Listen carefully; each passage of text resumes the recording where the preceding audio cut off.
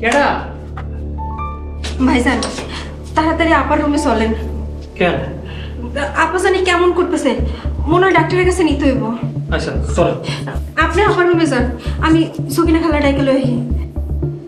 তাড়াতাড়ি যান। আচ্ছা আচ্ছা।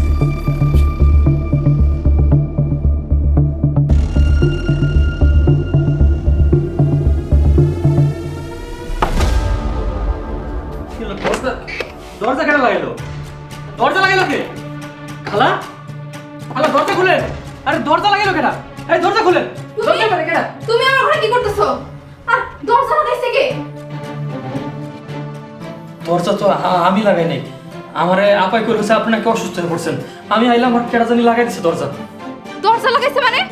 মফিজ কই? মফিজ, এই মফিজ। দরজা কেন লাগাইছেন? খালা, খালা বাইরে আছেন নাকি? গেটটা আপনি খুলেন। রানী, রানী দরজা খোল। মফিজ, মফিজ।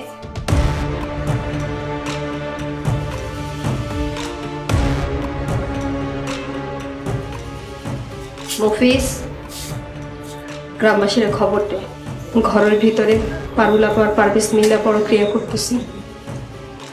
যা খবর দে। ঠিক আছে আব্বা, আমি যাইতেছি।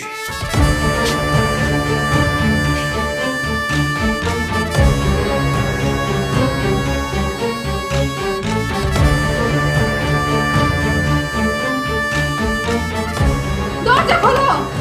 কে আছো? দরজা খোলো।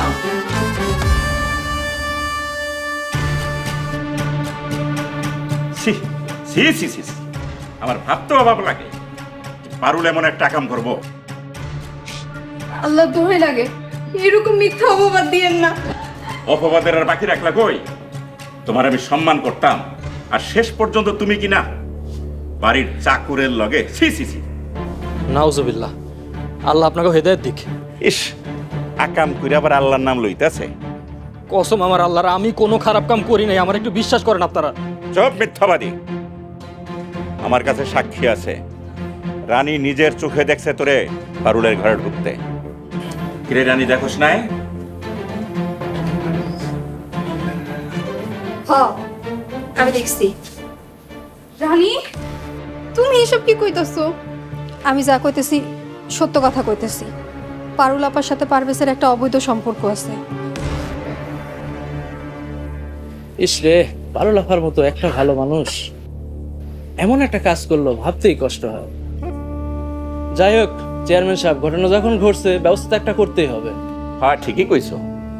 তাহলে পারুলের লগে পারভেজের বিয়ে আজকেই হবো। হ্যাঁ, কিসের বিয়া? ধরা খাইছে না? ধরা যখন খাইছে, ঘটনা তো একটা আছে। বিয়া পুরা দেন। কি কোন আপনারা? হ্যাঁ, থামো সবাই। পারভেজের সাথে পারুলের বিয়ে হইব না। কেন হইতে পারে না চেয়ারম্যান সাহেব? না মানে, এখানে তো তোমাদেরকে বিয়ে শাদী পড়ানোর জন্য ডাকা হয় নাই। কেন চেয়ারম্যান সাহেব? ধরা যখন খাইছে বিয়া হইতেই তো। বলছি না যে বিয়ে হবে না। বিচার এখানেই শেষ। এখন যার যার কাছে যাও। যাও তোমরা সবাই। জান আপনারা যান, যান।